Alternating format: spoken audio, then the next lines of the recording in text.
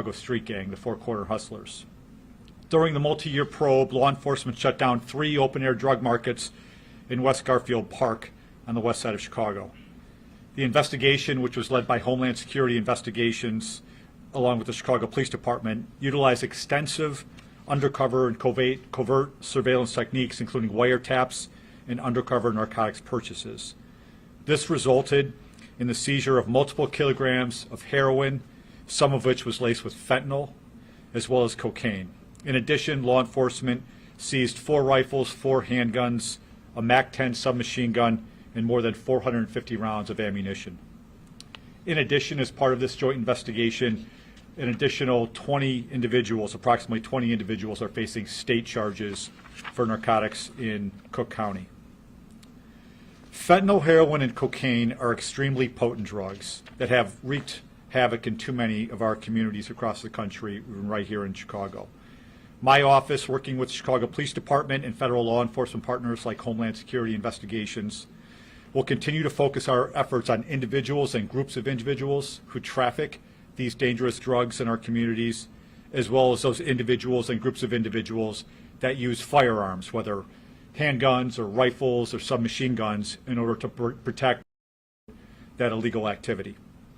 I'd like to thank the agents and the officers from Homeland Security Investigations and the Chicago Police Department for their outstanding work in this case. And I'd also like to thank the 3 assistant U.S. attorneys working on this case in my office, Sean McCarthy, David Green, and Kristen Pinkston. I'd also like to thank and commend the Cook County State's Attorney's Office and the Assistant State's Attorneys who are working on this case on their end. With that, I will turn it over for a few comments to Angie Salazar, who is the Special Agent in charge of Homeland Security Investigations here in Chicago. Good afternoon. I am Angie Salazar. I'm the Special Agent in charge for Homeland Security Investigations in our Chicago office. Street gangs, like the Four Corner Hustlers, pose a real threat to our communities. They engage in drug trafficking of dangerous drugs such as fentanyl, cocaine, and heroin. Working side by side with the law enforcement agencies represented here today, we leveraged our resources and conducted a thorough investigation, which led to multiple arrests and seizures. We recognize there's more to be done, but we will continue and stand committed to work tirelessly to protect the communities that we serve and bring those who threaten our public safety to justice. Thank you. Good afternoon. I'm First Deputy Superintendent Eric Carter for Chicago Police Department. I'd like to say thank you to John Lausch, U.S. Attorney, and to Angie Salazar, Special Agent in charge of Homeland Security Investigations, for the continued partnership. The Chicago Police Department is committed to enhancing public safety through visibility, engagement, and collaboration. Operation American Hustle is just the latest example of interagency collaboration and cooperation at every level. For more than a year, the Chicago Police Department helped coordinate and conduct this comprehensive investigation with our federal and state partners. Officers and agents work side by side to tackle a national problem: drugs, gangs, and guns driving violence. In this investigation, we successfully shut down several hot spots for gang activity and illicit drug sales on the west side of Chicago. Families and residents of all ages, from school children to senior citizens, were impacted and intimidated on a daily basis. 31 individuals have been taken off the streets of Chicago in connection with this effort, and 10 offenders are facing federal charges. We know this work is only a piece of the puzzle in building a safer city, but every piece is essential when it comes to our future. That's why partnerships such as this, along with a whole-of-government approach, backed by community trust and support, will enable us as a city to prove that together we are collectively making a difference. The Chicago Police Department will never stop working to ensure this community and every community are safe. I'll now turn it back over to U.S. Attorney John Lausch for questions and answers. Thank you. I'm happy to answer any questions to the extent I'm able. Yes, sir. Rob Sneed, WGN. The question I have is, as he mentioned, this is kind of a small piece to a bigger, small piece of the puzzle to a bigger problem. It seems as though it's kind of common knowledge, at least for the residents on the south and west sides, that the gangs are festering out there. A, how has it gotten to this point? And B, what else can be done to stop this growth or their power essentially? Right. So, I mean, look, there is the street gang problem in Chicago. It's significant, right? And it's been significant for a long time. And one of the points that that the first deputy pointed out, we said that the work here is an essential part of what needs to happen. And I think that's one of the things that we want to emphasize here today by standing together is, look, any comprehensive strategy to fight violent crime is going to include things beyond law enforcement, right? It's going to talk, relationships with the community, economic impact, education, all of those things. But one of the necessary factors for us to get ahead of this is to have effective law enforcement. It is critically important. We can't have good community police relations if the community, don't trust the police and the prosecutors to actually hold people accountable for their crimes. And so that's why we're here, and that's why we're talking about this case here today. Was the community instrumental at all in getting you guys to this point? So I can only stick within the four corners of the indictment, or of the complaint. I should say this is a complaint at this point, and not an indictment yet. But look, I think any time that law enforcement is going to be effective, it's going to take everything. It's going to take techniques like the ones we talked about here, undercover purchases and wiretaps, to really kind of get to the heart of the conduct. But really, at its core, whether it's this case or others, we need members of the community to continue to work with law enforcement in order to help us, uncover crimes and then hold people accountable for that. They're afraid, though. What do you say to them? They are. Well, what I say to them is, it's important.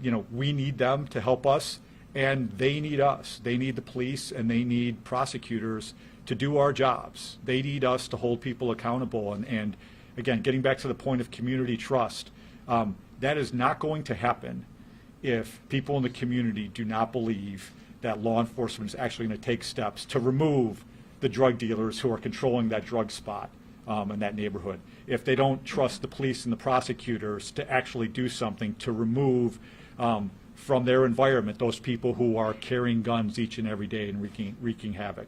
And it's just one of the things we need to continue to build on over and over again. The police, and prosecutors, we need to do our job the right way. We work to do that each and every day. But part of what's essential is for us to actually hold people accountable. Right.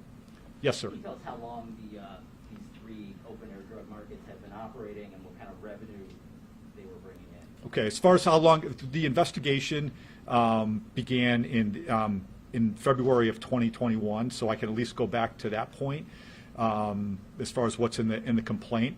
What I can just tell you separately, and I think you probably know from working in this town for a while. I mean, when I was a line prosecutor in this office over a decade ago, I was doing West Side drug cases that looked a lot like this, right? And that's one of the things that we see, whether it's in the West Side or on the South Side or other parts of the city, is we've seen drug spot cases like this one. But I can't tell you specifically, and it's not in the in the complaint itself, how long these particular spots were open. You know how much revenue they were bringing in? I don't have that. I'm not sure if that's charged specifically or if that's alleged particularly in the indictment itself or in the complaint itself. I'm sorry, but I can follow up, and you can follow up with our public affairs officer maybe for that. And can you speak to this idea they were selling in $10 Yep. small bags? I mean, the affordability of that, and just how remarkable or unremarkable that is in a drug operation like that. That's how it's done.